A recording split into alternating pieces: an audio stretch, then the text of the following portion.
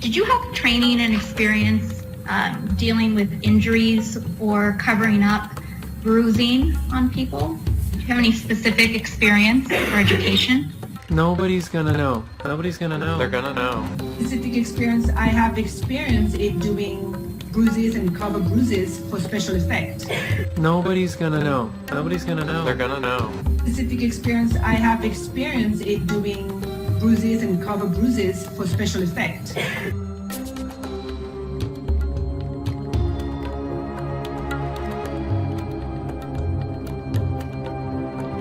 Hi everyone, welcome back to another show again on Friday. We're gonna go back to Wednesday 5:05 p.m. but due to the circumstances, thank God this trial is done next week.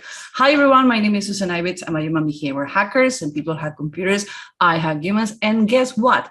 I have fun having it. And now I can point you right because you're next to me. Yes. Hi everyone, my name is Elba Susan. I'm the CEO of Latin America. And yeah, no, you're not seeing double. We have the same glasses, we have the same t-shirt. Hey, everybody loved it last week, we need to keep it. And today we have a show, oh my God, what a show. We cover things about the Johnny Depp versus Amber Heard that nobody else has covered. We're going to be talking about the clothing, we're going to talk about the bruises, and we talk to two experts, one off camera, because she cannot appear on camera testifying or telling us why the bruises are happening and what are related to Botox and fillers. We talk with a makeup artist talking about how difficult are the bruises to cover and how easy are to make bruises. And we're going to edit part of the testimony of the makeup artist the Amber team bring, just saying that she can make bruises. Yes. By the way, nobody's talking about the Amber Heard is a makeup artist herself. We're going to talk about the different donations and pledge, if it's any consequences for she lying on the stand. We're going to talk about metadata. Most people says those pictures weren't taken on the time that she says. Well, we bring an expert who find those things and testify in court. We're going to talk about the media. And again, Amber Heard team did a huge mistake. Bring an expert on media who actually make the jury aware that what is going on out there if they already don't know about it. And we're going to talk about the language. Do you know it's a difference between splinters and broken? Yes, and we are going to talk about that. And yours is going to be your specialty. Yes. Girls, let's go with the show.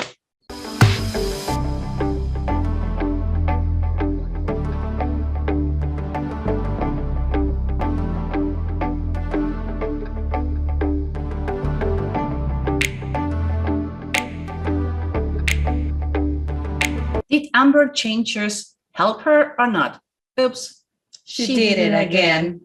So we're going to talk, first of all, about the clothes. And while we're talking about the clothes, to understand, we have been doing trial consulting for 12 years already? Yeah, Yes, 12 12. years. So one of the things that you talk with your clients is the clothing and the hair they need to use. People is going to make a first impression and how you present yourself. In this case, we have a small number of jurors, but usually you have 10 to 12, and you have extra jurors who's going to be on the audience waiting to see what happened. It's impossible that any moment, nobody's going to be paying attention to you, your body language, your micro expression, your reactions. But one of the problems that Amber Heard have is that I don't think she's wrongly coached. I think she's too cocky and thinks she know it all. Yes, I agree with you. And that is a huge, huge problem because she's not doing what the lawyers are telling her to do. And I don't know who is the consultant who is telling her what she needs to wear, but she's wearing in the wrong way. And let me tell you, this is the first day of her testimony and cross testimony, and that's what she wear. And these are the memes happening out there. Yes. Really? Okay. Let's talk about the first day that she did cross testimony. To me, the day 16 is the best outfit she ever wore. And the day 6, 9, 18, and 19 to me are the best outfits she have. Now, she dressed like a lady. She have her hair done like a lady, like a mother, like a professional person. Now, when we go into the day 17, how she look like? Mafia gangster? Yes. stripes over stripes. The shirt wasn't completely tailored to her neck. You can see that the shirt is a little bigger for her neck. And actually, she put weight before the trial. She is at least 10 to 20 pounds heavier than she was before. I don't know if she want to make the message that I'm not onto my image. I want to look like I'm doing better than when I was doing with Johnny. Actually, that is your theory. Yeah, I think, okay, if you can see when she testifies on 2018, she looked thinner. Now she looks like in a better way and with more weight. I think it's going to be like, okay, you see, I'm not with him, so I'm better with him.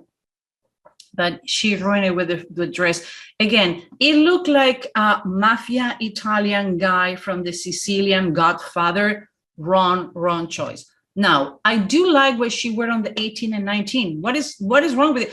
Even though on the 19, she's wearing a blouse tied until the top. It fit her. The jacket is feminine. It's a Chanel style jacket, and I'm sure must be Chanel. The hair with the barrettes and things like that, I don't know if I would do it, but at least it's more feminine and less Hollywood glam than what she has been using before. But you see something? What? In the day 18, she has her hair here covering her personal side. Yep. And it's she the always second time that she did this. Yeah, cover her personal side. But on the 18, again, professional jacket, not overdoing. You don't need to do pencil pants and high heels. She is wearing a professional dress with a belt, define the figure with a jacket, not to be too sexy. She's not showing legs. She's not showing boobs. These two outfits, the day before, on Monday cross-examination, day 18 and day 19, I think they nail it with the clothing. But the most important day of the cross-examination is the second day when her witnesses were on the stand, either recording, pre-recording or live. She again looked like too aggressive. Yeah. Wrong decision. If you want to have these snip tips on your email, remember, if you subscribe to our newsletter, link below, you can have a 70-minute class of how to spot a narcissist and face reading. And it's gonna be delivered in your mailbox. I know it wasn't done on, this week went Tuesday. We were good. Yes. How to Help You webinar is going to be once a month, the first Monday of each month, 6:30 p.m. Central Standard Time. The first one with this month, and we have more people than our webinar license have, so we duplicate the license. I will apologize. We hope to see you the first Monday of June. You receive icebreakers and videos on how to manage networking, how to read people, how to read their body language and other people and yourselves. And be paying attention, because we have our next beta testing class in sales that we're launching on July 4. So we're going to be looking for people who is trying to move to sales or is working on sales to show the new classes that we're doing with Richard Harris about sales and behavior. Remember, you want to know how to spot a narcissist? Right show to talk about that, no? Yeah. Ooh, the picture. It's the right time. It's the right time, the right show to be talking about that. You can get your own conclusions, and you're going to be receiving this class. Now, Bruises. We have the teasers out there. So when you don't know what you don't know, you bring experts. I hear a lot of people talking about what kind of bruises have been done, how, if they're injections, they're Botox, they're makeup, but you don't talk about things that you don't know. So we work on the team, in our team, with a makeup artist, Dawn Bliss. She has been voted 5 years in a row one of the top makeup artists on the Midwest. And she is going to be talking to us how and why their bruises are suspicious, and how the makeup artist who has been doing Amber Heard faces for decades maybe actually kill the testimony. Yes. But nobody gonna know. You wanna know? You're gonna know if you don't pay attention. Why? You need to pay attention to the words. And we didn't coordinate that in purpose. No. just is creepy. We're not only dressing away the same way, we're thinking on the same way. Hi, Dawn. How are you doing today? Hi, Susan. Doing great. How are you? Great. Okay, Dawn, you're an expert in makeup. I have seen you done things in faces that nobody else. For the people who doesn't know, Dawn is our makeup artist. Like, she can do miracles. She has done makeup and men, women, and kids, and she can convert any face and make people likable, even though when there are not. People don't know that when you need to be presenting on your company, you need to be on TV, you need to be in court, or you need to do video institutionals for your company, you need to have the makeup. You need to understand that the face you see in the mirror is not the face that is likable for everybody to show. That's right. Yeah, definitely. You can change your expression just with your makeup, just by adding little angles here and there. So what are the things that you can change in your face with makeup from the regular face to the face you want to show?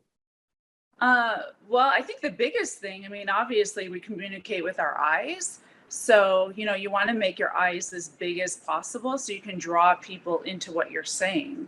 And, you know, the number one thing, like, for women is eyeliner, mascara, curling the eyelashes, and also the shape of the eyeliner. Everyone is into this wing liner like this, and it does lift the eyes, but it also makes your eyes look more closed and more angled. So if you kind of go back to the traditional just lining the outer corner, it makes them look really big, and that's what you want.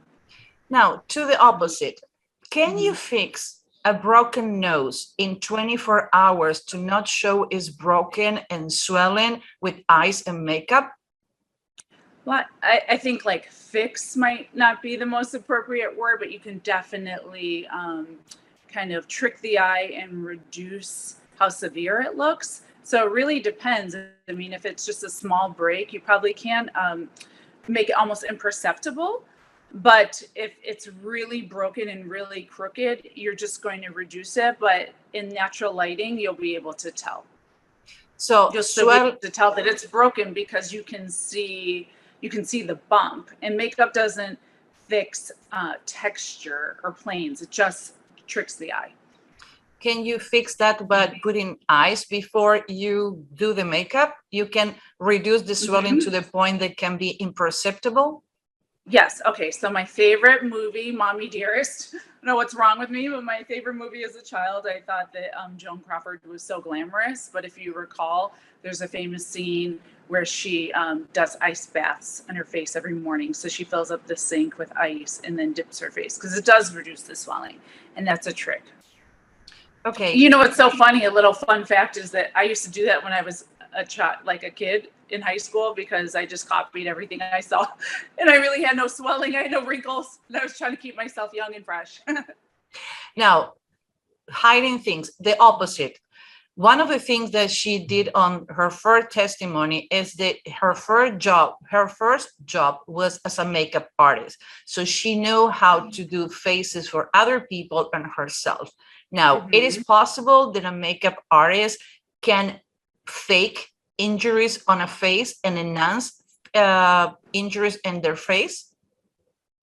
Absolutely. In fact, I was thinking about this, and it's you know, special effects makeup, when you create wounds.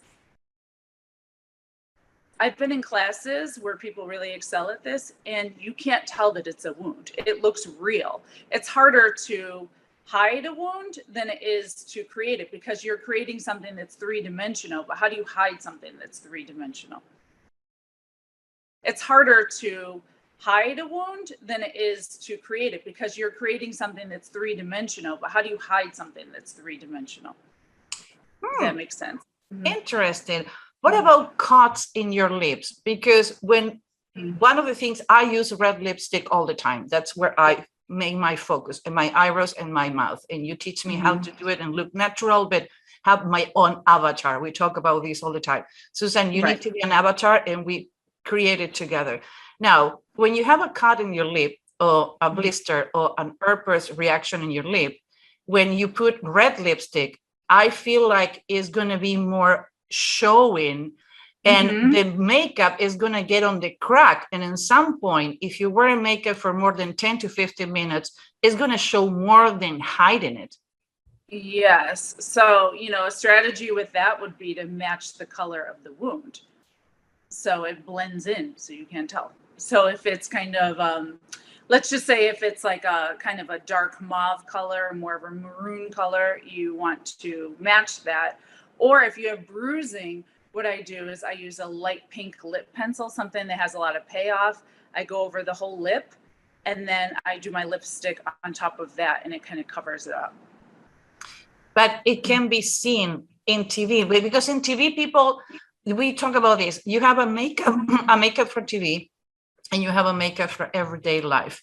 One of the things in TV, the risky is with the 3D dimensions on the TV. It's in movies, you can do Photoshop after, you can use the angles and the filters, but TV with the illumination and how near the camera go to you, it will be really difficult to hide a cut or a bruise in your lip, correct? It would. Honestly, it depends on the severity of it. If it's a little cut, then you can kind of blend in with the color, as I said, and you wouldn't be able to tell. If it kind of bleeds onto the skin, then, you might be able to see on the skin. If it's severe, it would be hard, but it's possible. Quick question. Have you ever seen injuries for fillers and Botox around the eyes and around the nose? Around the eyes, yes, not around the nose, because women, I get fillers myself. I get fillers and Botox, and I've concealed bruising before. So with color corrective makeup. So if it's purple, you use something that's a peach tone, and they actually sell color correctors for that. As well as the lips, I do the trick that I just told you. Now, I don't know of an instance where you would have bruising around the nose, because you probably want to get fillers around the nose. But yes, around the eyes. And actually, a lot of my clients hire me because they've done injections too close to their event, and then they bruise more than expected, and they need my help to cover it up. And it's really difficult to cover that up. So when you have fillers on the cheek in this area, they don't use a normal syringe. They use like a cannula, like this. Yes. Thicker. And the material they use is thicker, because we work with a registered nurse when we do that for our clients, who for obvious reasons, she couldn't be with us today because she want to keep I don't want people to know that I'm doing that with you. Great, respect. Okay. So, but you make 2 holes here. And when they put the filling, this area get bruised. And actually, in some of the images that I saw in Amber, we were with the nurse, and she says she have the bruises and the holes just where I would put the fillers based on her face. And when you do fillers under the eyes to pump it and look more alive, what happened is sometimes, because remember, Amber testified that she have a lot of problems with skin. So she have really sensitive skin, who usually happen between 3.5 to 1% of the women or the people who does that. And the bruises will be under the eyes. And if the bruises are too big, they can go near to the nose, because the blood tend to go down until finally your face reabsorb. Then I didn't know that. Okay. I didn't know it either. I haven't seen it myself, but I mean, anything's possible, especially if you have thin blood and are prone to bruising. So let's recap. You says it will be really difficult to cover those kind of bruises if they just happen, if you need to jump on the TV. It would be It is, especially because I'm not sure, but I think it's like 16 times HD or 8 times HD now. So you can see it in person. It's hard to cover up bruising, because then you're putting spot treatment there, and then you're trying to cover it up, and there's not spot treatment elsewhere. So there's going to be a border of where the makeup stops, where the extra makeup stops. So you can see it because it's different than the areas around it. It is. And it's almost, and I believe that, I have a high definition television. I don't see all of the pores. I don't see all of the detail. Our eye doesn't perceive like the camera does. The camera amplifies everything. So it would be really difficult, more so to cover up bruising. A little cut in the lips, I think that would be easy, but you might see the texture again if they zoom in close enough. Dawn, thank you very much. And for the people know, you have been awarded 5 years on the road of the best, one of the best makeup artists in Chicago. So congratulations for this year again. Thank you very much. And for those of you who don't know, I also did makeup on Windy City Live for 2 years. So I have experience with television makeup as well. So yeah, thank you. That's the reason you're our expert and you are on the team. Love. Thank you very much. Thanks, and bye. Profiling a customer is the challenge sales reps face every day. What if I tell you you can read anyone in 90 seconds? What if I tell you it can be done? Come to learn with us, Human Behavior Hacker School. Now, in this one, yes, we're going to talk. On the interview with Dawn and with other experts, we did the testimonials and comments during the videos. But in this one, we're going to be alert because it's only a minute. Pay attention to this examination. It's not even cross-examination. Pay attention to this video. Who actually, This is a cross-examination because yeah. it was Camille that asking the questions. Yeah. So yeah. But Susan, you got your things wrong. Oh, wait, head done. You see? I need to get my things done together. Here we go. Did you have training and experience dealing with injuries or covering up bruising on people? Do you have any specific experience or education? Nobody's gonna know. Nobody's gonna know. They're gonna know. Specific experience, I have experience in doing bruises and cover bruises for special effect. Nobody's gonna know. Nobody's gonna know. They're gonna know. Specific experience, I have experience in doing bruises and cover bruises for special effect. How about swelling? Same question. I mean, it's a little harder to cover swelling. That would be maybe, try to bring the swelling down. Covering it up would be harder. I don't know if you remember what Dawn says on her comments. It's easier to do bruises than covering bruises. So you can go to Law and Crime TV, you can go to many channels and see all the testimony. We don't want to waste your time. But with that happened, then we spent all week analyzing the language, and we spent all week analyzing pieces of testimony that I don't know how they missed that and how they didn't bring it to like, okay, you are Amber. You did in the first testimony she did the first day on the character testimony, she was talking about that she started doing makeup for other people and herself. So she knows about makeup. Second of all, the person who has been doing her makeup and was doing the makeup during the time supposedly the pictures were taken and on the time the bruises happened, she says, I'm an expert doing bruises and covering bruises. Can you explain why that is so alarming? Lawyers, are you there? Pay attention. Okay, people. Here's one thing. When someone asks you a question and you need to specify things, the order matter. Why? Because she could be saying like, I know how to cover bruises. I know how to cover bruises and make bruises. But she didn't say that. She said, I know how to make bruises. The order is important. Why? Because you put in the first place the things that is the most important. And by the way, that wasn't the question. No. Rewind this video, and the question is, if she is able to cover bruises, nobody asked her if she can be doing bruises and can be painting bruises, or the bruises are being able to get done on a special effects. Basically, she says what she shouldn't be saying first. That's the reason, people, you need to prepare your experts. You think that because somebody knows what they know, they're going to be saying in the right way? Nope. No. And you can see that the second question, she start with, I know how to cover. So you see? The first part shouldn't have been happening. Again, let's do this. We're going to put it again so you can hear it. And we're going to do the final comment on this.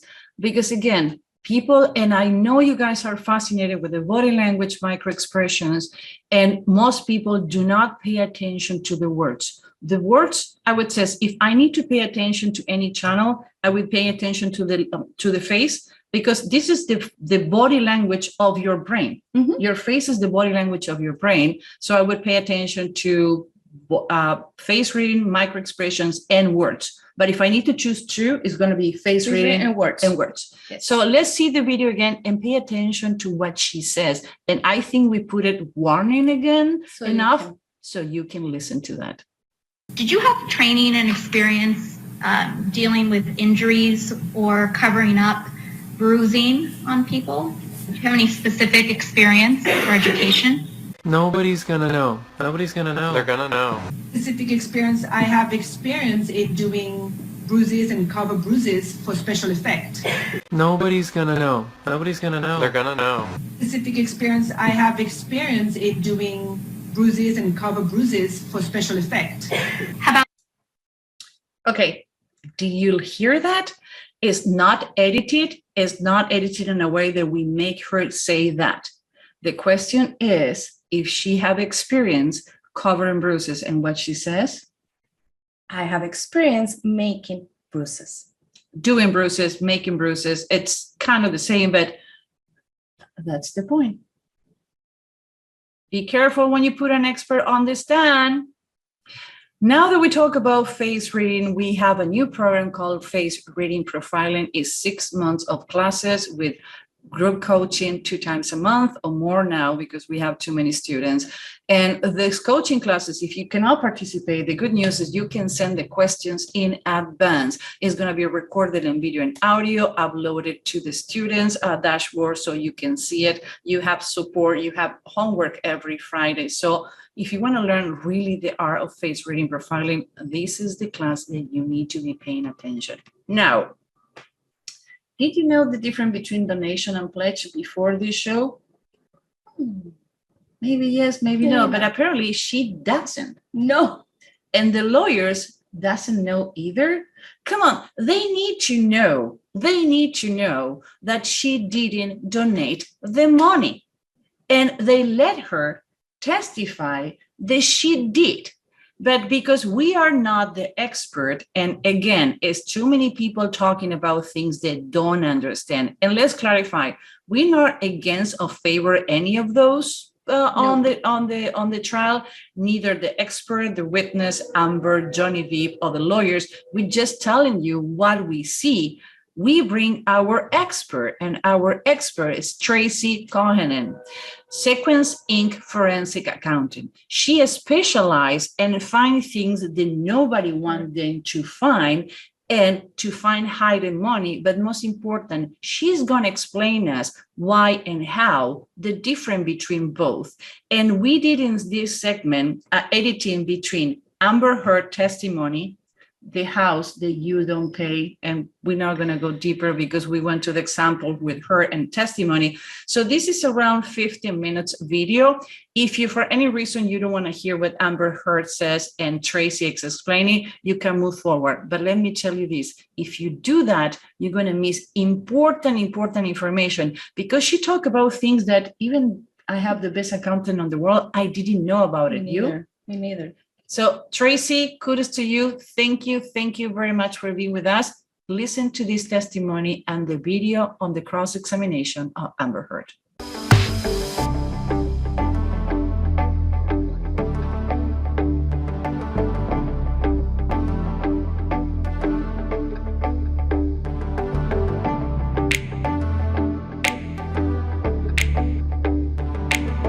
Tracy, my Sherlock Holmes in forensic accounting. How you doing? I'm fabulous, Susan. How are you? Great. What you don't know, you don't know. So what is forensic accounting? So a forensic accountant finds money. So I do fraud investigations. Really, really simple. Well, the work isn't that simple, but explaining what I do and just saying I find money is simple, isn't it? Yeah, and most important, when people try to hide it, and divorce and situations and lawsuit, and that's the reason we bring you today. That's true. So whenever there's a complicated money situation and we have to unravel that, I like to say, a puzzle of numbers. I will put that puzzle together, or I will unravel things if it's all confused. There's a lot of great ways that you can describe forensic accounting. What is the difference between donation and pledge money?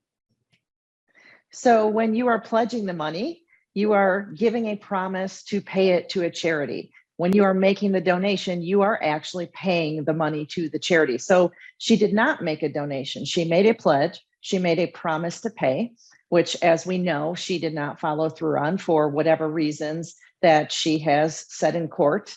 She has said, I couldn't do it because I had gotten sued. The media was saying she didn't pay it because she was having financial troubles, but she did not make a donation. She made a pledge, a promise to pay. It's any physical or legal obligation when you do a pledge to donate money? It really depends. There are certain situations where you make a pledge and you might actually sign a type of contract where you are agreeing to pay the money. And that might be in a situation, let's say, where an organization is going to construct a very expensive building and they are seeking donations to help pay for the cost of that building. And they need to have some legal assurance that that money is going to come in. And so they might actually have you sign a legal document where you are, agreeing on paper to make that donation. But most of the time, for the average person, it's more just you're making a promise, and is there a legal obligation there? Not really. And my word is my bond, but not so for everyone. She made an example when she tried to justify unjustifiable. And because, by the way, she went to the media, said, I donate the money. I, a great person, I did it. Is that the statement you released, Ms. Heard? That is correct. The statement reads, as described in the restraining order and divorce settlement, money played no role for me personally and never has, except to the extent that I could donate it to charity, and in doing so, hopefully help those less able to defend themselves. As reported in the media, the amount received in the divorce was $7 million, and $7 million is being donated. This is over and above any funds that I have given away in the past and will continue to give away in the future. Did I read that correctly? That is correct. Mr. Depp donated $100,000 of the divorce settlement directly to the ACLU. Is that right? Right at the beginning of the divorce settlement, he donated $100,000 to each charity on my behalf or towards my contribution. So $100,000 to the ACLU. And to the Children's Hospital. And in response, you publicly demanded that Mr. Depp pay the divorce settlement directly to you instead of the charities, right? That was always the agreement, actually, is for him to pay me directly. It was not his money as per the settlement agreement to give away and reap a tax benefit from. I said if he wants to do it and give to charity all of a sudden, then he should pay the correct amount and not try to get a big tax break for it. So effectively for his tax bracket, he should be paying double that amount to the charity directly. And if he wanted to pay the charity directly, he could. He could do that, was fine with me, but he would need to pay the adjusted amount. Ultimately, the rest of the $7 million divorce settlement was paid directly to you, right? Over time, yes. And Mr. Depp didn't end up paying the rest of the $7 million divorce settlement directly to the charities you identified. That is correct. He paid the installments to me. You stopped that from happening, didn't you? I don't understand what your question is. I'm sorry. You stopped Mr. Depp from paying the charities that you had named directly.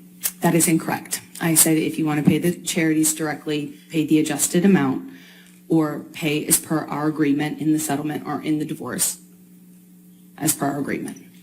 You also and he chose to do the former, not the latter. I mean, the other way around. You also publicly stated that the $7 million divorce settlement should be paid to the charities immediately in full, right?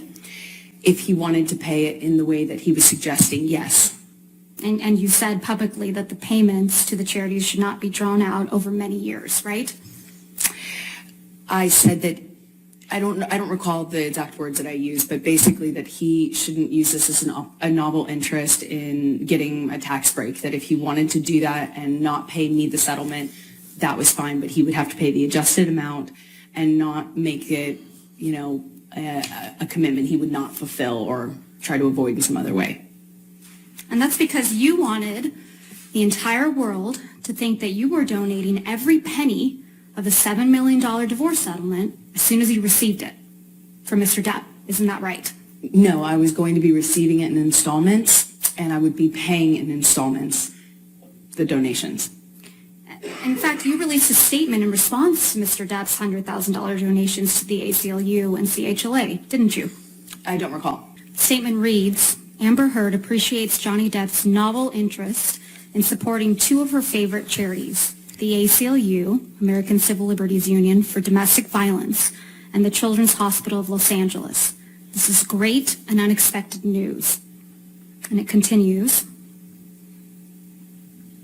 However, if Johnny wishes to change the settlement agreement, we must insist that he honor the full amount by donating $14 million to charity, which, after accounting for his tax deduction, is equal to his $7 million payment obligation to Amber. And it continues. We would also insist that the full amount be paid immediately and not drawn out over many years.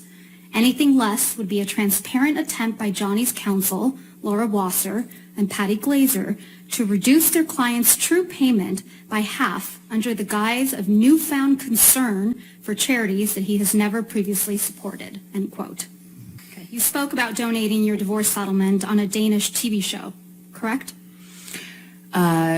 I believe I said I had, I believe I said I donated it to charity, but it was already printed or already commented on and stated in the press. I had already released that information in the press. I think I just confirmed it on that show. You appeared on a show called RTL Late Night. $7 million in total was donated to, I split it between the ACLU and Children's Hospital of Los Angeles. ACLU is a human rights organization. Sorry, ACLU is a prominent organization, nonprofit organization in the United States. Yeah. It's called the American Civil Liberties Union, and they work on behalf of marginalized communities on the ground and in legislative reform. Right. And well, more power to you, because that's something that I've never heard I wanted nothing. The $7 million divorce settlement was paid to you in full by February of 2018, right? That's correct. So the first payment is scheduled for August 31st, 2016, and that's $200,000, correct? Yes, that is correct. So in October of 2018, you had received your entire $7 million divorce settlement. You would agree with me? That is correct. Okay. And you hadn't yet been sued by Mr. Depp? This is October, correct. So in this October 2018 interview, you said that you had, quote, donated, end quote, your entire divorce settlement to charity, right? That's correct. And in fact, your exact words were, quote, $7 million in total was donated to, I split it between the ACLU and the Children's Hospital of Los Angeles, end quote, right? That's correct. I made that statement as soon as I got a divorce and we reached the settlement. That's when I pledged it, right then. And you say this because you, quote, wanted nothing, end quote. That is correct.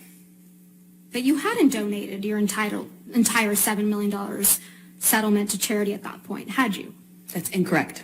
Sitting here today, Ms. Heard, you still haven't donated the $7 million divorce settlement to charity. Isn't that right? Incorrect. I pledged the entirety of the settlement, $7 million to charity, and I intend to fulfill those obligations. That's not my question. Please, what was try your to answer question? my question. Sitting here today, you have not donated the $7 million, donated, not pledged, donated the $7 million divorce settlement to charity. I use pledge and donation synonymous with one another. They're But I the same don't. thing. Ms. Heard, I don't use it synonymously. That's how donations are paid. Ms. Heard, respectfully, that's not my question.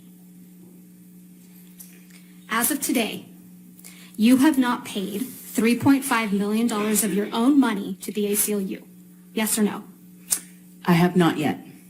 And as of today, you have not paid $3.5 million of your own money to the Children's Hospital of Los Angeles, correct? I have not yet. Johnny sued me. So as of today, you have not donated paid $7 million of your divorce settlement to charity, right? I have not been able to fulfill those obligations yet. And that's because you did want something, didn't you? I didn't want anything and I didn't get anything. You wanted Mr. Depp's money. Didn't get it, wasn't interested in it. I loved Johnny, that's why I was with him.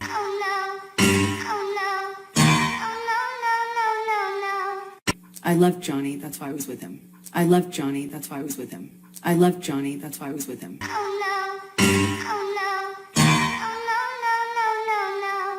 You testified under oath that, quote, the entirety of your divorce settlement was donated to charity, end quote, didn't you? That's correct, I pledged the entirety. No. Ms. Heard, my questions. Your counsel will have time to redirect you after. You testified under oath, quote, the entirety of your divorce settlement was donated to charity, end quote. That is correct, I pledged the entirety. Under oath, that statement wasn't true, was it, Ms. Heard? I'm sorry, I don't follow your question, sorry.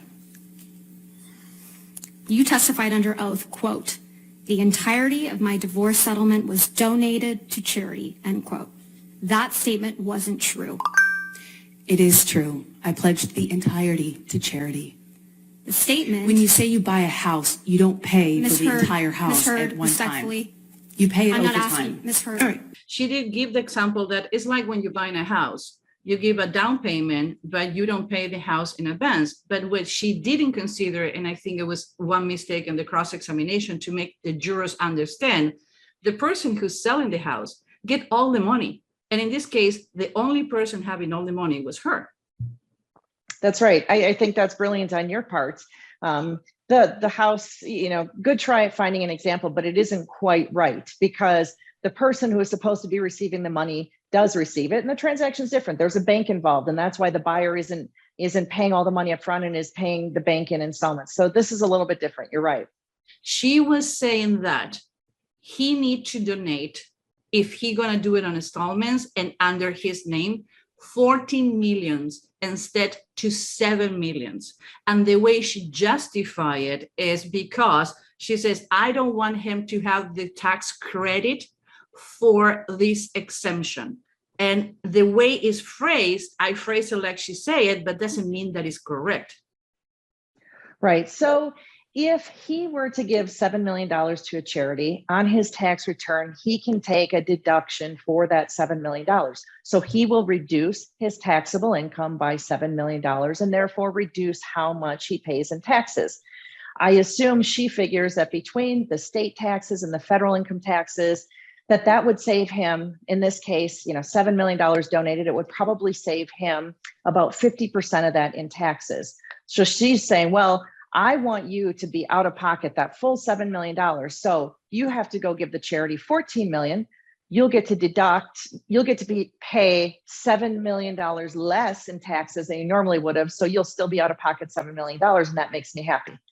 How confusing was that?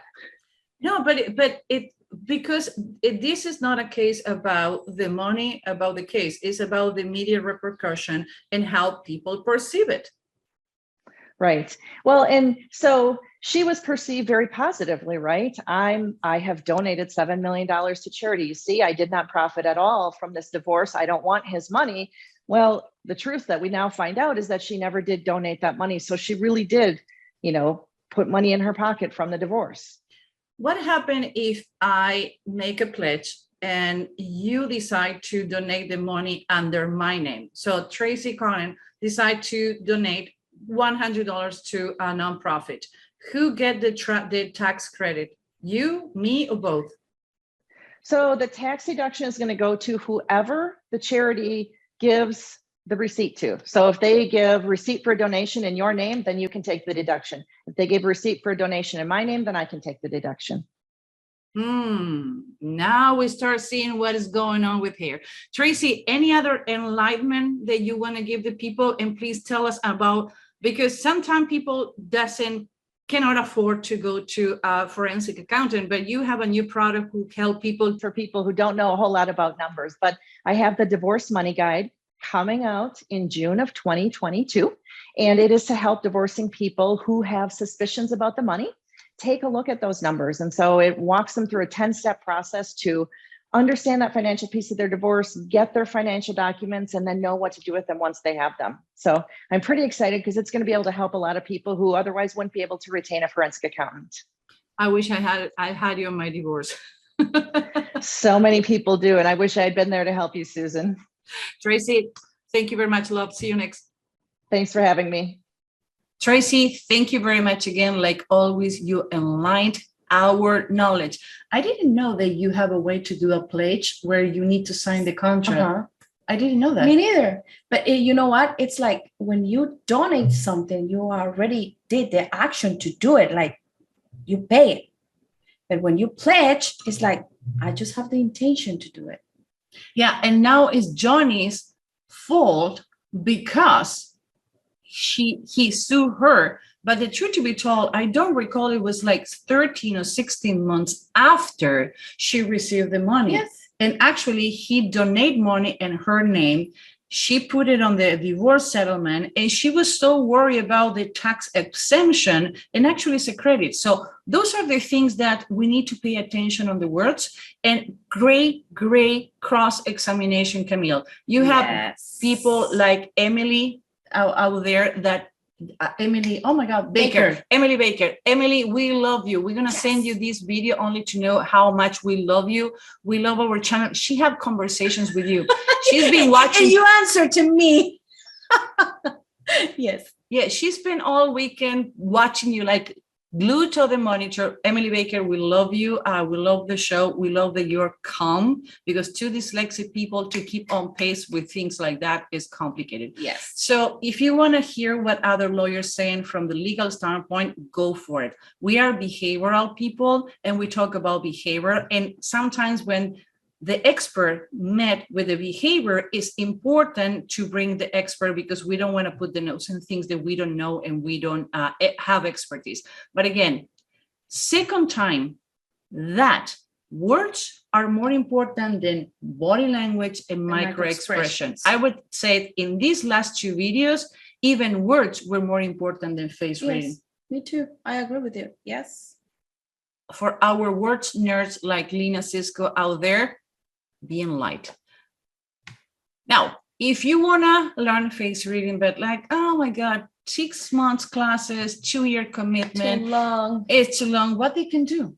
You can go to Face Reading Profiling, 10 features in 10 days. In 2 weeks, you're going to be ready to go and be able to profile with the basic in 90 seconds. I would say 70% of the students who registered to this class, they already moved to the pro. This is an intro, like we get them all lured. And when they're like, oh God, I want to learn more. Give me more. Well, that's when you go to the pro. Yes. And by the way, when you take the 10 and 10 days, you have a credit to move to pro. If you want to do it, all that information is in the class. More than happy, you can make a call with us to go over the step.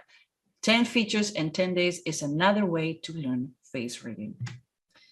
Now, can you tell? Can you? How many times during this week you have heard the word metadata, cell phones, and pictures? Well, guess what? Again, we bring our expert, our dear Mark is our nerd for technology. You must love Mark. Yes, I love him. And he wasn't wearing the bow tie today, but he always wear a bow tie. He's amazing. He's from Discovery Engineer, Forensic Engineer, Applied Research. Mark McFarland, he lived in Boulder, Colorado. We never met in person, but we have done a couple of things together, and to me is one of the best. And on top of that, he's an expert who testifies in court.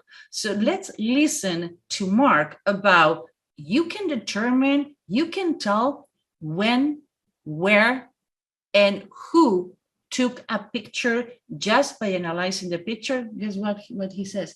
Yes. Mark, how you doing? You're my nerd forensic engineer. How you doing today? Great, Susan. Good afternoon. Good to see you again.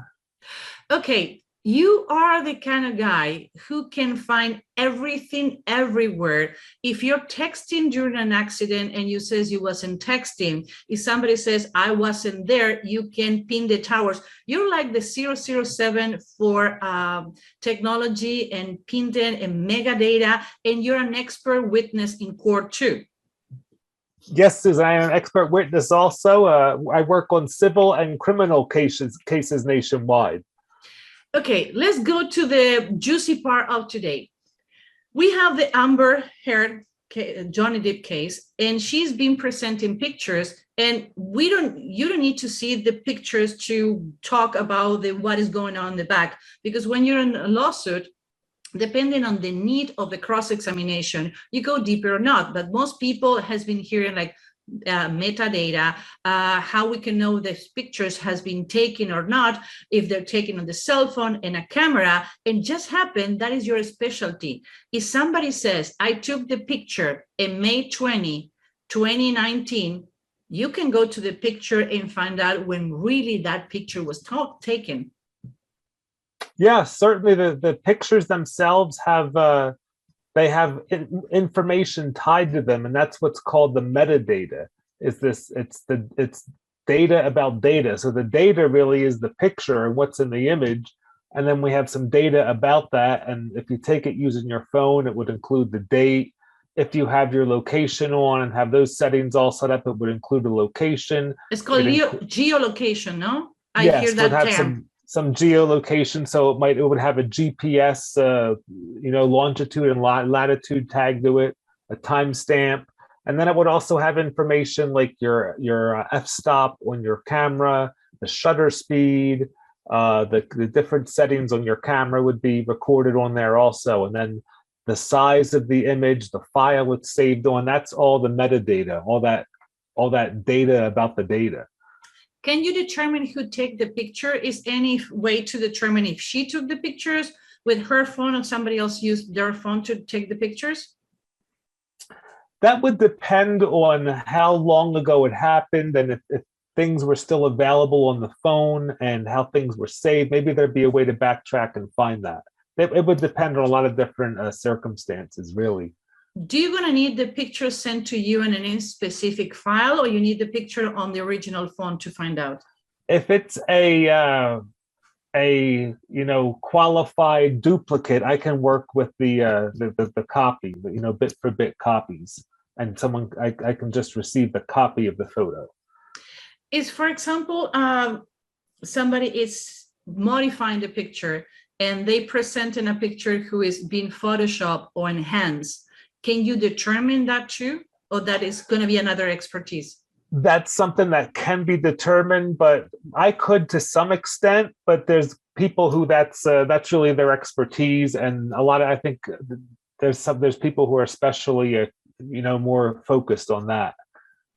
Yeah, but the most important in this case would be to determine if the pictures are taken at the time and day they were claimed to be taken. Yeah, that's something that's something I would definitely be able to do, and that's in the metadata, and that's there for anyone to see, really, too. If you have there's a lot of different applications that can read that data for you to see. What other information we can observe in a picture when it's presented in a case? What other useful information you can get in a picture that maybe hasn't been presented in this case? Or what other expertise you have that you can testify in court regarding this? You could maybe, if things were changed, if you have two different images, if there's two competing images, or you could look in the picture and find, if you have the GPS tag location on that, you can determine maybe something close to the time of day, or I guess you would have that, but you can. Look at the shadows and different things like that and learn different things. And in terms of the actual metadata that's there, you could learn a lot about the camera and the camera settings. And there's still more information in there too, and about the file it's saved and formats and different things like that.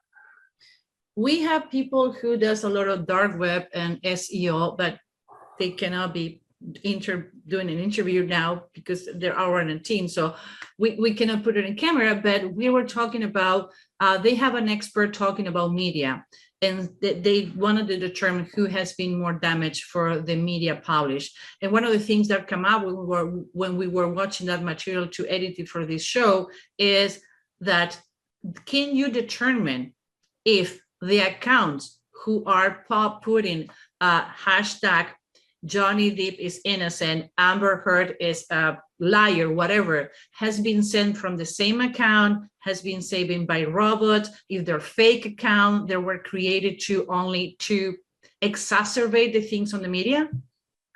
Yeah, to put a really fine point on this question, Susan, the answer is maybe.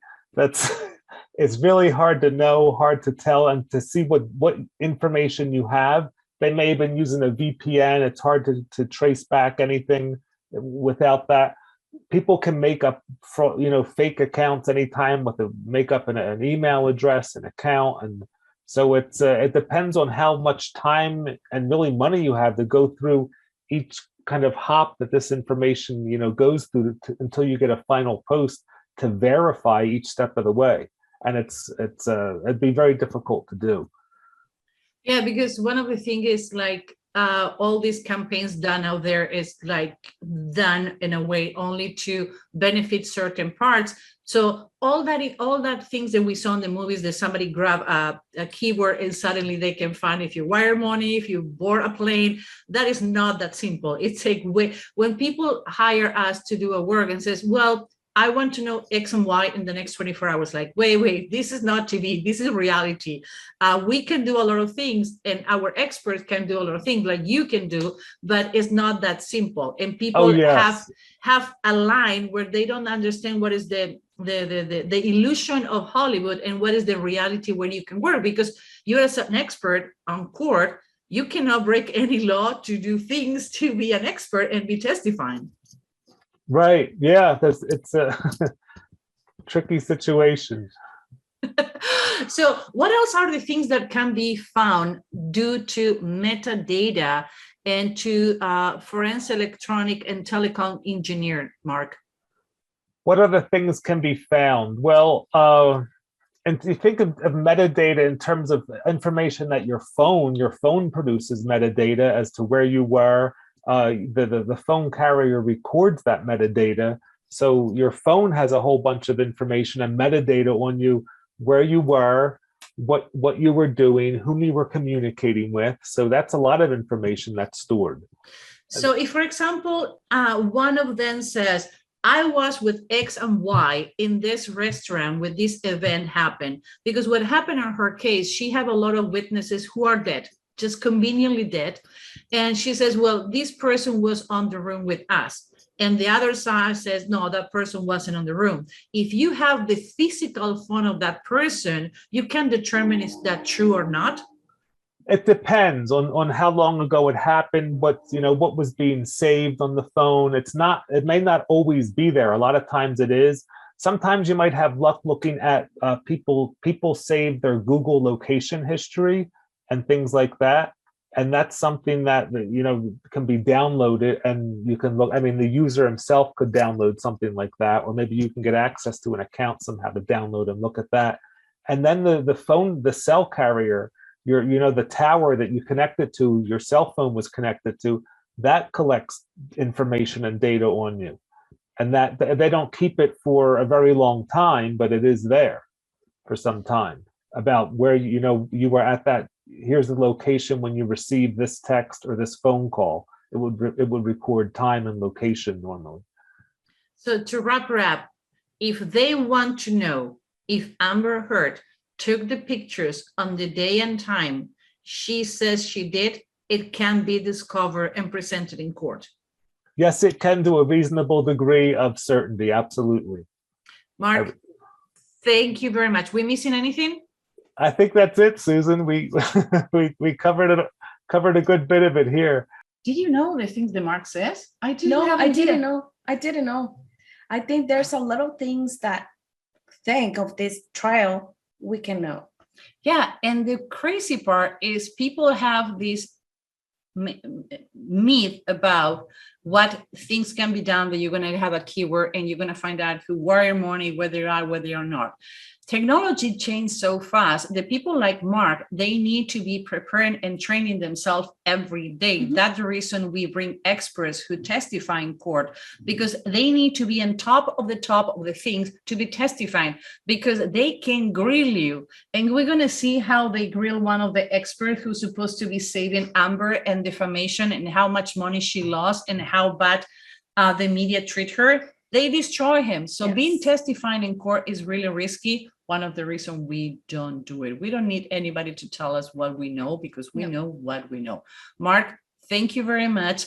And for all of you who think that you can put a picture in a scanner like CSI and all the series, is not how the real work works. So sorry if we punch your balloon, but the idea was to bring people who really knows what they talk. Again, be careful when people give you absolutes or people says they've been able to talk about everything, because you're an expert on the channel that you are.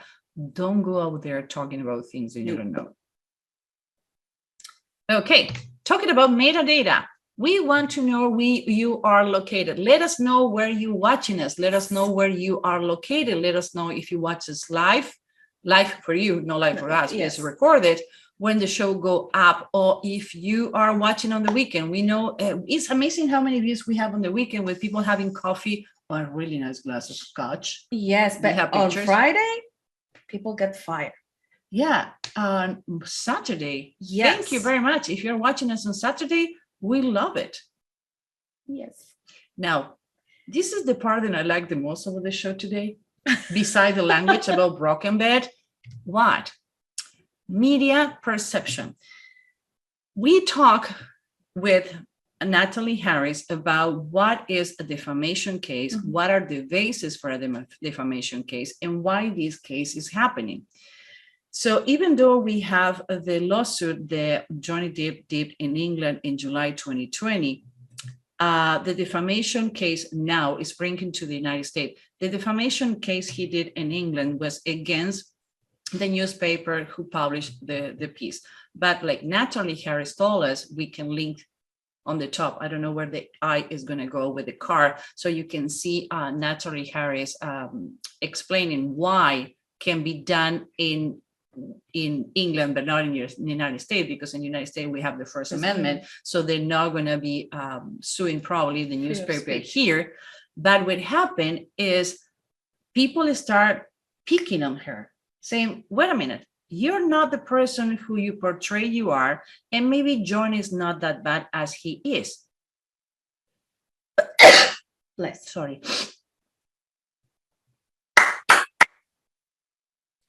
So what Amber team did, they have the brilliant idea to bring an expert on media to what? For all the hashtags and all the tweet and all the information out there. But before that, just happened that last Sunday, two things happened on the media who got our attention. First, we found out that people is collecting signatures and change.org to get Amber Heard removed completely from Aquaman 2. Yes. What happened with this is that they need to get 4.5 million signatures. By the day, on Thursday, we collect these images. There were like 250 about to get the signatures. So this has been happening since 2020, the defamation and the hashtag against Amber and in favor of Johnny Depp. Now, the same day that this was published on Sunday, that they almost have the 4.5 million signature, Jerry Bruckheimer says, Johnny Depp is not going to go back to Pirates of the Caribbean 6. What is going to be his future on this sequence of events? We don't know. The future is yet not to decide. They're not going to remove the franchising, but he's not going to be on the Pirates of the Caribbean. Actually, he is going to be replaced by a lady. So I don't know how they're going to play this. But it's funny that the day before, the Amber is going to be cross-examination with Camille lawyers. This piece on the media show up. And let's make it to understand. One of the claims that Johnny Depp is going against Amber Heard is that he lost X amount of money for the piece op that she published. One day before, just happened this piece show up. I don't believe in coincidence. Me neither. I do believe that somebody's trying to help him. Nothing wrong with that. Is help to be happen. I think Johnny have more help than she have. But after that, then bring a media expert saying like, oh, poor Amber, she's been losing work. She's been mistreated on the media for the hashtag and the number of hashtag happening. Only to give you a context, the jury have instructions that even though they have 10 days between trials and depots and cross-examination, they shouldn't be either talking with anyone about the case, about talking about anybody's perception about the case, and they cannot be Googling and watching the media. What rock you can be living under to not know what happened with Amber and Johnny versus Amber? Yes. Now, will you decide to bring an expert on the media saying the person who is being sued is hate from everywhere, everyone? And wait, not now during this trial. Since July 2020, hashtag saying that she is a bitch, she's a liar, she's a man abuser has been happening. So if any of the jurors did what they supposed to be doing and not checking the media, guess what happened now? Now they know what is out there about Amber and Johnny. What is wrong? Seriously, I think Amber lawyers are working for Johnny team. Yes, me too. Me too. Guys, And you know what? Even before all of this, there were already a hashtag saying, and the experts saying in the trial, that justice for Johnny Depp. yeah. So before the trial. So if people is on gossip, me personally, I didn't know this hashtag is happening since July 2020. I didn't know. I found out thanks to the media that Amber Heard team bring to testify. Guys, get your things together. You be the judge and let us know what you think. So you testified that you reviewed a number of hashtags that you deemed were negative towards Ms. Heard. That's right? Yes. Yeah. And the four you picked, at least the negative ones, justice for Johnny Depp, that's one of them, right? That's right. Amber Heard is an abuser. That's one of them. That is one of them. We just don't like you, Amber. That's one of them. That is one of them. And the last one was Amber Turd, right? That is another one. Were in existence before Mr. Waldman made the first statement in April 2020, right? That's correct. Right. In very small number. But justice for Johnny Depp has been around since 2013, correct? That sounds correct. Yeah. Amber Heard is an abuser, and Amber Turd first appeared in 2016, correct? I don't recall, actually. Right. Do you recall if there was any portion of Mr. Waldman's statement that made any reference to Amber Turd? Not that I've seen. Right. This is yours, right? Correct. Yeah. The biggest spikes, by far the biggest spikes here, are attributable to what hashtag? Justice for Johnny Depp hashtag. In your chart, didn't 980,000 of these plus belong to justice for Johnny Depp? That sounds about right. You'd have to show me, but I'll take your word for it. All right. But the vast majority of them were justice for Johnny Depp. A majority of them were. Well, it wasn't the majority so large that you had to draw another chart? The reason for drawing another chart is because the numbers were high at particular points, so you wouldn't be able to see the other hashtags. Right. Literally, this is your chart, and all of the other activity at the bottom you can barely see in comparison to the hashtag justice for Johnny Depp. Right. As I testified, you can barely see them because of the spikes in the Justice for Johnny Depp hashtag, but the But when you look at the other chart, you can see that those others are still very large numbers. And so you identified all of these hashtags as negative towards misheard, right? Right. Justice for Johnny Depp is not negative towards misheard, is it? No, but the tweets that use that hashtag are. No, but the hashtag itself, the hashtag that predominates through your analysis is not, in fact, negative towards misheard. I'm not opining on the hashtag itself. I'm talking about the tweets that contain that hashtag. But the hashtag itself is not negative. That's not part of my opinion, one way or the other. Do you have an opinion as to whether justice for Johnny Depp is a good thing? That's not part of my assignment. Okay, but you'll agree with me justice in general is a good thing? Big fan of justice. All right, me too. No further questions. You see? Okay, let's stop sharing for a second. And don't worry, don't start jumping on the couch if you didn't hear this before. We're gonna put it again. Strategic wise, from a core perspective, is emphasize justice for Johnny Depp, justice for Johnny Depp, justice for Johnny Depp. The chart is so big for justice for Johnny Depp that you need to make a second chart. Why they mention 3 times 3 different hashtags. People don't like in Amber, but one for Johnny, and a compound question, Lena, don't kill me, is why he says to the expert, by the way, do you think justice is good? Yeah, a big fan of justice. You talk. You know, okay, if you can see how many times in 15 minutes, because that was the cross-examination, he say justice for Johnny Depp. Like 8. You can see how he start putting the word justice for Johnny Depp, because the jury didn't know before here. So the jury start remember like, okay, justice for Johnny Depp, justice for Johnny Depp. So if you start saying something too many times, it's going to stick in your head. Yeah. And again, it's justice for Johnny Depp one time and 3 different hashtags about her.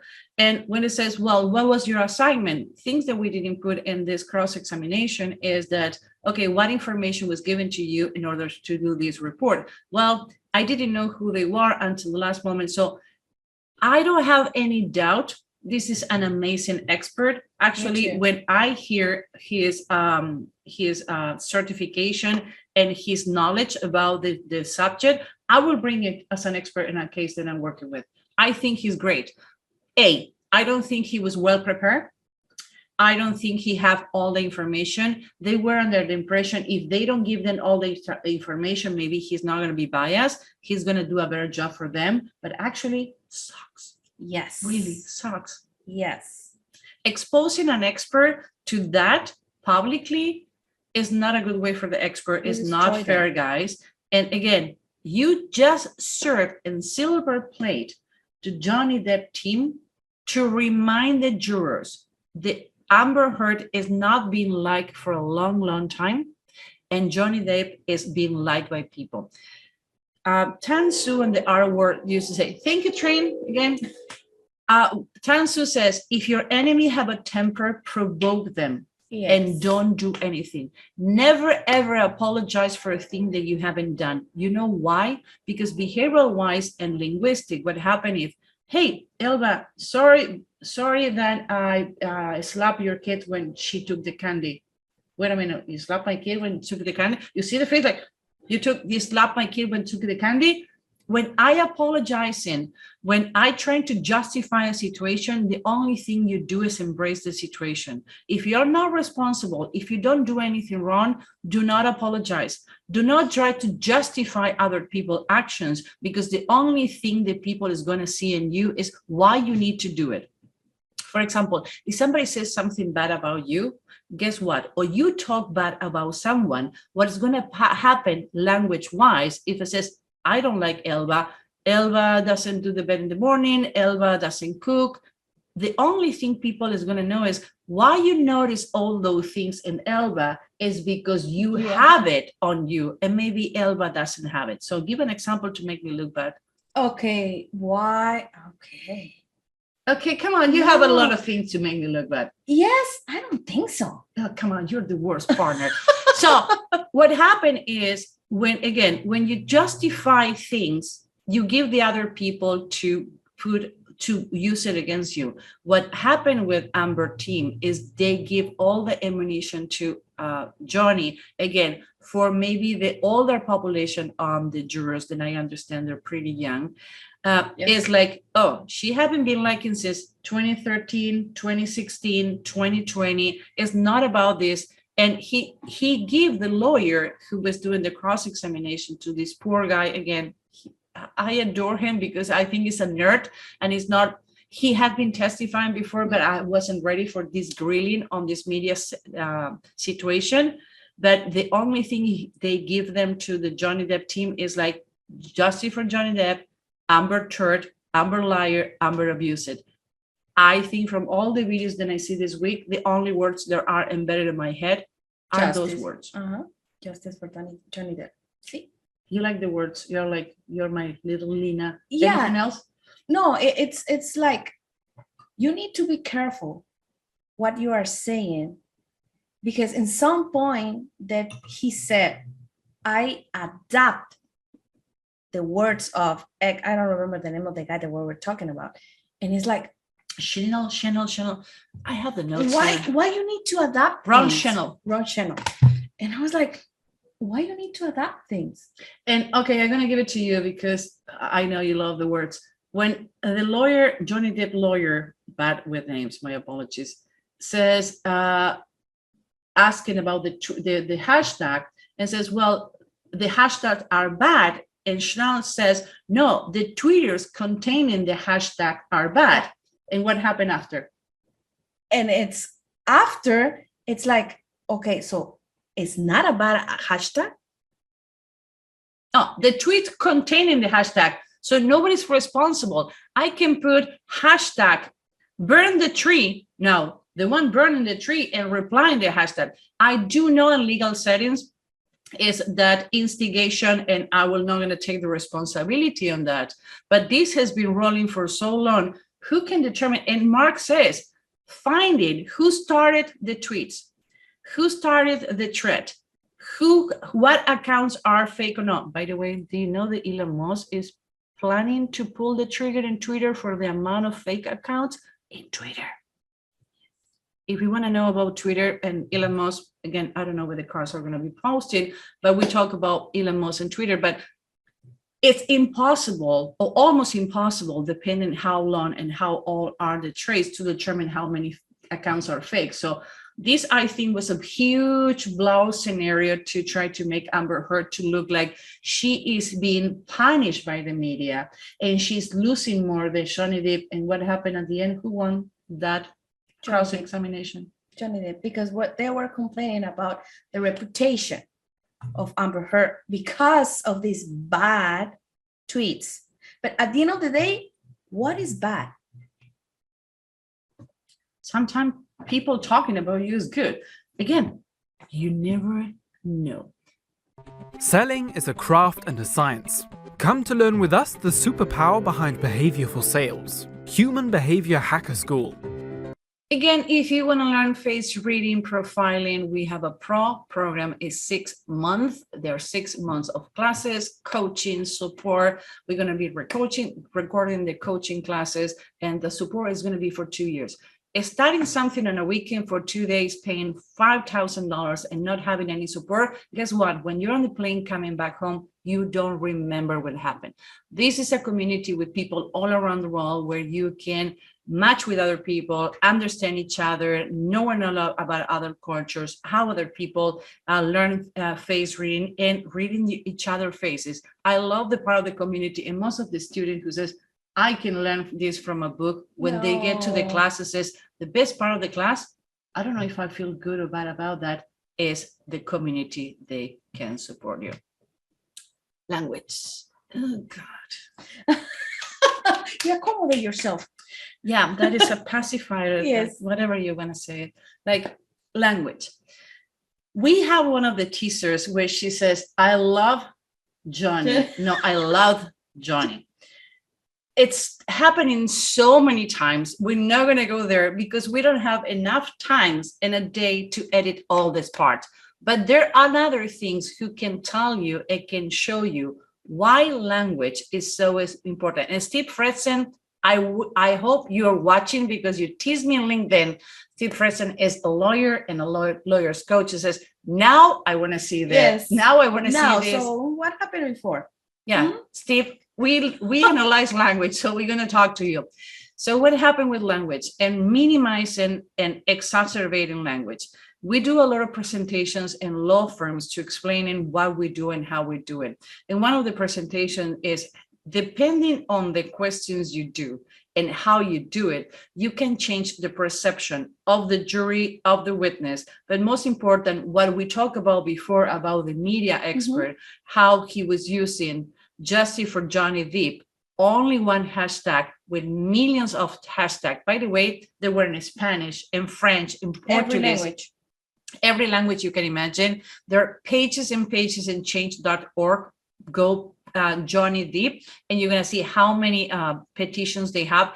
People try to get in one because you have too many, you're diverse, your signatures. But Johnny Depp have good, one is positive, and she have 3 negative.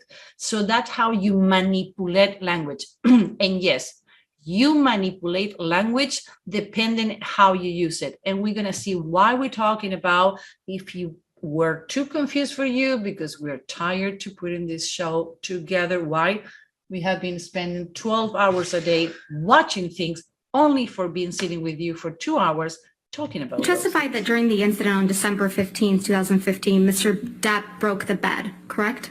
That is correct. And more specifically, you described that he broke the bed frame with his boot while trying to get purchase. Is that correct? Yes, that's correct. Let's take a look at Defendant's Exhibit 509, which is already in evidence.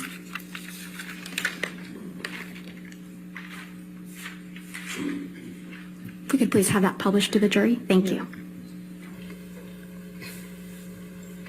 Mister, this is a picture that you indicated depicts the broken bed, right? That's exactly it. And it's your testimony that Mr. Depp caused this damage to the bed with his boot, right? He did. Is that a pocket knife on the bed there? I cannot tell what's on the bed. Did you use that to damage the bed? I did not damage the bed. Johnny's boot did when he was punching me. I could feel him slipping. Okay. Before we go to a study done by Elizabeth Lothwood that we have been using for around 4 or 5 years to talk to lawyers to make them understand why it's so important, why a lawyer need to hire a linguistic person, and why the words that we use and other people use. If I says, I poke you on the shoulder, or I push you on the shoulder, or I punch you on the shoulder, what do you think without seeing the scene? Again, close your eyes. I poke you on the shoulder. I punch you on the shoulder. I touch you on the shoulder. Without seeing the action, the emphasis I'm going on the word is what I'm going to create the action when you're replicating a situation, either when you take a testimony, when you do a policing situation, or when you're in a legal setting. Elba? Yes. It's like, okay, let's put it this. You can see one thing here. She said he broke the bed with his boot. Okay. Now, they are referring to the broken bed. Then you can see how Camille changed the language and said damage. And she repeated, I didn't damage the bed. So it's like, okay, wait a minute. Before you say broke, she put the boot on her own mouth. Yes. And then you said damage. If you have the incident like in your mind, you will keep going with the same. You don't need to change the language. If they're your words, no, you're not going to adapt anybody's words. No, correct? You don't need to do it. So, okay, broke the bed. It's something that you almost destroy. But damage the bed, it's something that you can fix in an easy way. If I says, I broke your door, what is your first reaction? You need to call a person to replace the door, or Yes. you need to fix it? I need to call a person to fix my door because you broke it. It's damaged. It's already broken. But if and I it's say destroyed. I damage your door, what is the next question? How big is the damage? How big is that? Can I fix it? It's not the same. So you need to be careful, and that's how you can see. Oh no, you need to be careful. Oh no, depending what you get. Well, yeah, that's a good one. It wasn't a love affair. It was an entanglement. Oh yeah, entanglement. Really? So you need to be careful, and you can see how important are the words. Why? Because you can see how you can change it, and if the person there's something that is missing there, or something that is not like truthful, you can change it. And that was Camille did. He changed the language. And she manipulated the yes, language. I have that. You read my mind. I know. You read my mind. I know. That's how we learn to manipulate people. Yeah. Based on the language. That's how you can do it. Persuasion, manipulation and persuasion happen. You can use this for good or bad, but the truth to be told, if I keep telling you like, oh yeah, well, I want to have an open marriage, it's not cheating on you because I told you about it. Doesn't mean that you approve on it. If I says I broke the bed and actually it was a splint. Again, these testimonials are really, really long. We don't have all day. We are not the kind of YouTuber who have 8 hours a day because we have a job every day who can go to all the testimony, but we're going to be poking things. And from now on, we're going to do that for other cases because people you asking for like how you can mix face reading with other behavior. Like, here we go. Bring an expert, not talking about things that we don't know. We're going to keep doing, not in person. She's coming back in 10 days. Yes. But start taking to the next level. Maybe it's so simple like going to the market and you ask, how fresh is this fish? Oh, we always have fresh fish. What is wrong with that? Will you feed that to your kids? No. Why? Because it's not fresh. Why it's not fresh? We always have fresh.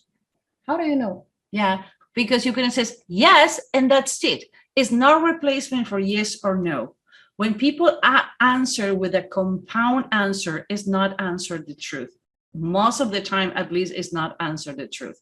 So if he says broken, pushing, splinting, it's make it different. And we have cases that we have been exposing and showing lawyers all around the world and sales rep, believe it or not, we teaching how to use words to convince people, even in emails, to sales reps, lawyers, and managers, and our successful Shark Tanks presenters.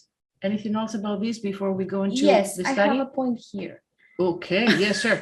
You remember how many times Camille asked Amber, because I don't know for you, but for me I do remember. Wow. I listened to that. It's like, how many times Camille asked like a question and the answer is going to be yes or no, and how she deviate the answer to another point.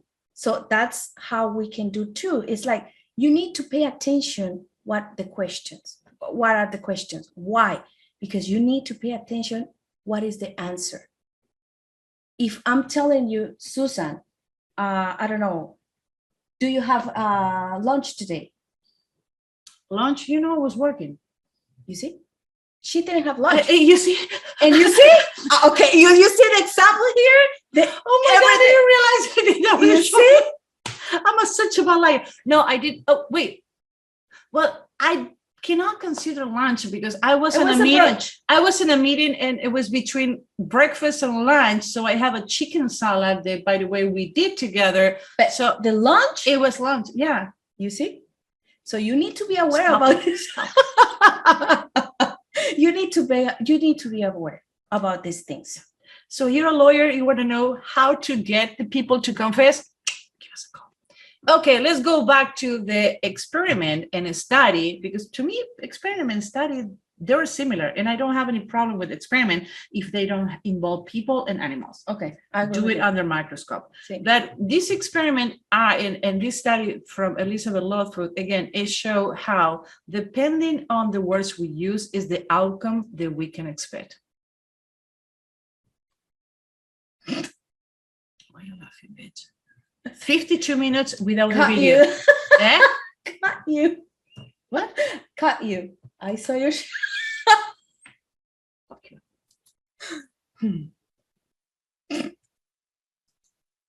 Stop laughing. Stop laughing. I cannot make you stop laughing for the examples that we did. I can't. Really? What is wrong with you?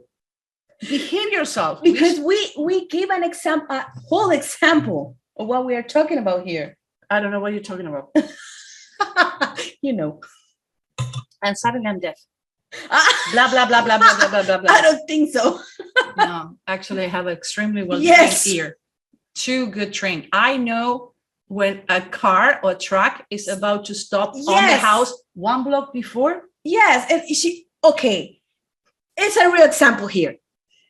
We were working in some point, and we were listening a lot of things, and she said, like, I think the car is coming. Which car? I think it's a block away. Which car? They are going to be delivering things. And I was like, huh? And believe me, it was like 1 second. I'm gonna grow a little. 1 second, 2 seconds. I don't know, but the car was in front of the house. So yes. Because you can determine for the brake and the clutch if the car is ready to lower the clutch and stop in front of the house. Okay, for 2 years, I blind myself for like an hour or two, and I walk on the house so I can work on my own senses. That's the reason I ended up having the lower lip thicker, because my dog pushed the stair door, and I ended up on the bottom of the stair with my upper lip broken. And my doctor says, what kind of car accident you have? And when I tell the doctor, says, should we call the psychiatry unit? Like, no, I'm a behavioral expert who want to develop other areas. So I develop my ears and I develop my own senses. So now I can determine what senses are going to want to be connected. You see, she's not deaf. How you trick me? You trick me. You see, you need to pay attention. I love you the same way I hate you. Okay, study. We're not going to show you all the presentation we do with lawyers, because it wouldn't be fair, because they pay us to do this presentation. But I think it's fair for you to understand what happened. Now, what color is the car that got crashed? Now, if I says, okay, I get that. What color is the car that got crashed? It's good. You're going to say white, yellow, black, and believe me, people do that. In this example, we use a red car and a blue car. When it says what colors the car got crashed, people start thinking about the preferred colors, and they make a correlation with the cars they have, or they had, they hate or love, because hate and love happen in the same part of the brain. But it says, what happened with the blue car got crashed? Nobody doubt the blue crash is the one who got crashed. They're not going to think the red one. So what we do here is usually we separate groups and testing group and mocking jury groups, and how they can be manipulated. Believe me, it's happened, and they can be influenced the way you wanted to make it happen. It says, what happened with the blue car? What happened with the blue car, you assume that is the one who get damaged. So you're going to say, yeah, the blue car was hit by the other car. Wait a minute. My guy, the one I'm defending, is the one who have a blue car, who was driving under the influences. So now you're telling me is the other car who hit my client? Case dismissed, we won. So you need to be careful when you're a juror, when you're bypass standing, the reason why witness and identification of suspect by witness is not considered strong in court is because if I can tell you enough times that the perpetrator was Chinese, even though it was an African American or a regular American white person, I can modify your thoughts. One thing. Oh, only one. Justice for Johnny Depp. That's what they did. So instead to says, oh, poor Amber. So how much Amber was damaged? It was like justice for Johnny Depp, justice for Johnny Depp. So the hashtags are bad. No, the Twitters there were embedded. So do you think is justice good? Like, yeah, I'm good at standing for justice. And that's where they close the cross-examination. And that's it. Because people is going to remember the first thing you says and the then last thing. Yes. Oh, and talking about this, yeah, because I have it like my ideas. You remember that we saw, I don't remember, it was a study about memory? Oh, yeah. Documentary? It's the same. You can do the same. You can modify, and by the way, you can use this for good or for bad. If somebody's smoking, is an addict, or have a traumatic experience, you can modify the pattern, convincing they happened the opposite, or didn't happen, or did happen. Actually, it's Elizabeth Lovefoot, and I talked to Eric Handley on the first time that he interviewed me, that the you can embed command in people. That's the reason the Manchurian Candidate was so a great movie. Why? Because people says nobody can hypnotize or brainwash to do something they don't want to. You don't need to go that far. Nope. Kid serial killers, kid killers. We are not therapists, and we don't plain one in YouTube. We're not going to go there. Nope. But it can happen. We see it happen, and we work in cases seeing people react to that. Can I go to the next slide? Because the third is the winner. Okay. Yes. Okay, let's go with the next slide. So, how fast was the car when it smashed? Contact the second car. I contact you. I smash you. I'm going to use it as my punching ball. So, like, okay, I smash you. I contact you. Ow. No, ow. No, ow. So now again, close your eyes. Think about the word smash. Elba, what's coming to your head? Something that can be damaged. Contact. Contact is contact me on LinkedIn. Contact me on the email. Contact is two things barely knowing each other, barely on the future possibly cross paths. But it's nothing like you can see like a big boom there. So I broke the bed, split the bed, damaged the bed. So you see how language makes the difference? What car got broken glass? It was any broken glass. If I says, what car got broken glass? What happened? You assume it was broken glass. It was. So you need to pick from your weird, messed up memory. But it says, it was any broken glass? Nothing happened. Are you in a doubt? Because you're asking me if was any broken glass. But if I ask you what car have the broken glass, it's completely different. Did you saw the car leaving the scene, stop it on the stop sign? The only thing you're going to see is the stop sign. The stop sign. Do you know what happened on the video that we put? It's not a stop sign. It's not. So the last one, did you saw the car leaving the scene, stop it at any sign? Leading questions. When the lawyer says leading question, from the legal standpoint, we're not going to get the notes there. But from the behavioral standpoint is, did you took the red candies? No, I didn't took the red candies. Did you took any candy? Did you stop anywhere before you came home? Classic. We not take it anymore infidelity cases. Dude, deal with your divorce lawyer. Says, how do I ask my partner, male and female, no gender, if they're cheating on me? Like one question. When they come late, do not ask if X and Y was in the room. Don't ask if they were to this place. Don't ask ask, where are you coming from? Were you late? I was having drinking with my coworkers. Oh, which one was there? Oh my God, you have such a good time. And who was in charge of the drink? So you start doing a conversation until you get to the answer you're looking for. Leading questions are good if you know what you're doing. If it's not, make a bigger open-ended question. Did you saw the car leaving the scene, stop it on the stop sign? The only answer is going to be yes or no. Are you going to be collecting information in that question? No, you don't need to. If I says, did you saw the car leaving the scene, stop it on any sign? Do I gonna collect information? No. Yes. Oh no, yes. Sorry, I was thinking in the last one. I was No. thinking, Did you saw the car? Okay. Okay. We both have an accent, so you cannot blame it on me, No. honey. Did you saw the car leaving the scene, stop it on any sign? No. Okay. Another possibility is you ask, what sign? When it was, what sign? Mm-hmm. So I can use an open-ended question and narrow you down. Now, you don't know, you have a doubt. Now can I implant in your brain any decision, any idea, because you don't remember. So this is way more complex, is going deeper and is going more to like manipulation. I get it. Yes. Call it the way you want it. We call it influence people the way you want it, but you can leave questions and answers and conversation the way you want. The good news is you can influence your kids. Oh, yes. You can do that.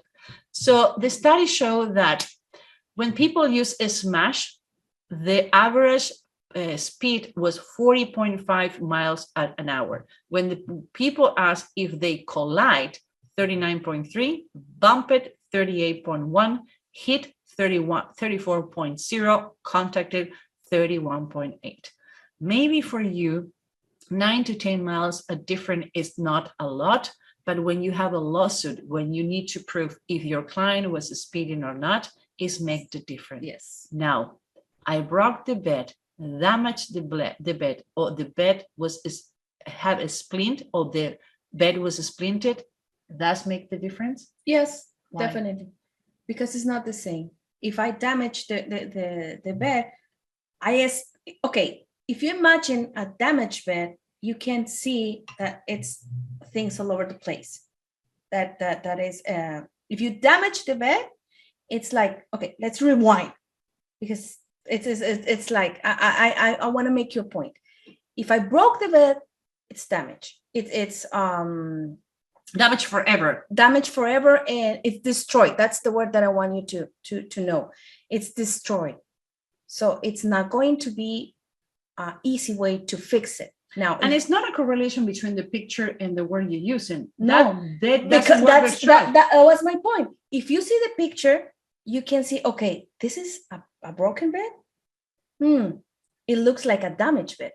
You see, it's the difference. So when you can use the words with the image, so I think what Camille was doing is luring her again to put the food on their mouth. We are trying to get a specialist. Then I trying to lure him to get to the show. It's not that he doesn't want to. He's in Spain doing a seminar, but he's a former FBI profiler and he specialized in borderline narcissist. A confession to me, he was the one who diagnosed my ex-husband. Yeah. So I know he's the best on the field. But he says that because she has such an ego, the best way to make her to confess is work her ego. So the way Camille used broken is not that Camille was trying to induce to the jury to think that the Johnny Depp broke the bed, is to break on the ego of Amber. Broke. Okay, you says it broke. Broke. When she exacerbate so much the situation and Amber agree in exacerbation the situation, and I suddenly is expectations. Yes, actually it's more expectation. Like it's exacerbating. So when I show the picture, the expectations are different than what you're going to see. You only see a little piece of wood who doesn't modify the structure of the bed, who's more a splinter. So Camille was from broken, damage to splint. What is give us? If I says, like when you set highest overselling, under delivering, when you set the expectation too high, is the same. Oh, Elba, I need to tell you something. I don't know if the food is going to be good.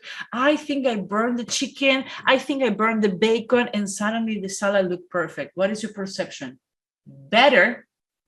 It's better. If I would tell her, I do the best chicken bacon salad on the world, you're going to love it. Your expectation, even though the salad maybe go with the expectation, then I set it up. But as a human, we try to get the expectation low. Piece of advice, what they need to do. Pay attention to the words. Pay attention to the expectation. They can higher the expectation and make the expectation higher for two reasons. A, so they can trick you when they deliver. I'm going to deliver on Friday and I deliver Thursday, so you think that I'm more efficient than I am. Or they're overselling and they're delivering, and you don't deliver. Nope, they don't. Last one.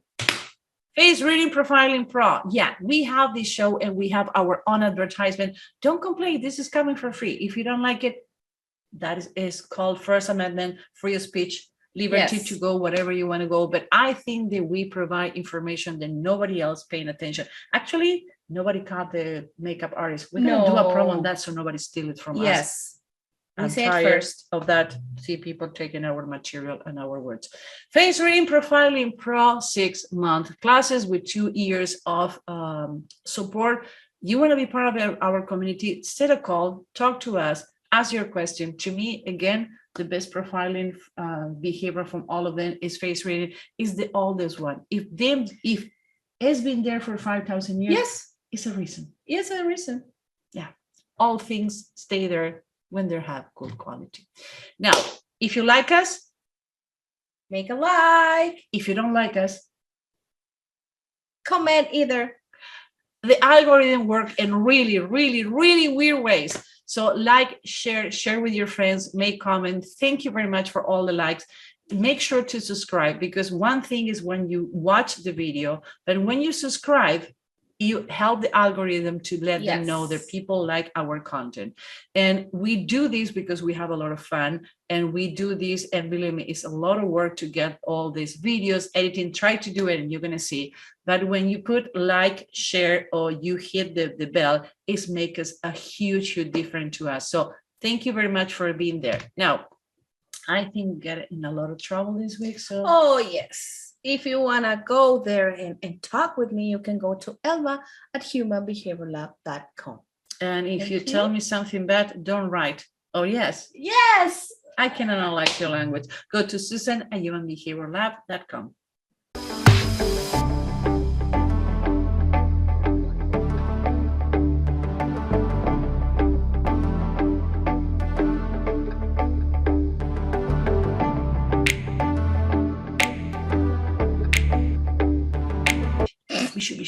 No, I can stop. Stop it.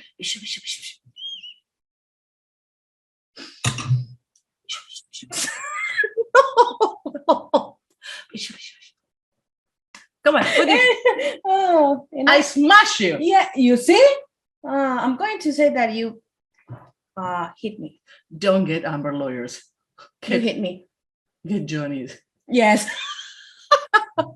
Okay, serious. Bye. I don't know how to share, but I had Me one. It's neither. really difficult. Okay. Well, we can make it work. Ow. Hey, sorry. Okay. So, serious again. Yes. I hope that you learn something new. I hope that you can see the world in another way. I hope you can defend yourself from things happening out there. Conclusion, next week. Thank God this is done. Finally. Thank God. Yes. We are not able, we cannot go on the media too much commenting about what we do. It's a conflict of interest. We cannot talk about it, but we want to go back to normal, because people is hiring us to do the reports about this case, but we're not to show up. We decide not to show up. We're going to be talking here only. And the only person we did it was with Eric Huntley. Yes. You are the special one in this team. But pay attention to the words. Don't let other people's comments influence you. If you believe her, is your decision. If you believe him, is your decision. Try to use the things that you want to learn in this behavioral show and any other show to utilize and protect yourself, protect the people you love, not to be taken advantage. When everybody says, oh, she is guilty, we don't know until the end. No, something can happen. To the truth to be told, both lied on their testimony and cross-examination. Now, I do think the problem with her is she elevates the storytelling and characterize character and testimony to a point that is make it difficult to believe. I think there's more the acting she put on the lies than the lies per se. If she would be better on her post, and again, I don't think she was wrong prepared. I think she's too cocky to accept any comment. She didn't stick to her truth. If she would stick to the truth, that's a good call. If she would stick to the truth, I think the damage control will be less. At this point, we don't know. Difficult to say. Yes. I hope you enjoy our experts today. Thank you very much. Thank you, Tracy. Thank you, Mark. Thank you, Dawn. Thank you, our nurse, esthetician on the team who give us all such an information about the different cannula and needles. Again, there's some people in our team cannot show up on the media because sometimes they're appearing in court, they trade in some high-end clients and they cannot be exposed, and we respect that. We love our team. We're a big family. That's the only thing is her and I, we show each other. I'm tired. I just want to have a glass of wine, finish with editing, and see this show like a spectator. Me Honey, too. see you next week. See you next week. Good job. Bye, guys. Bye, everyone.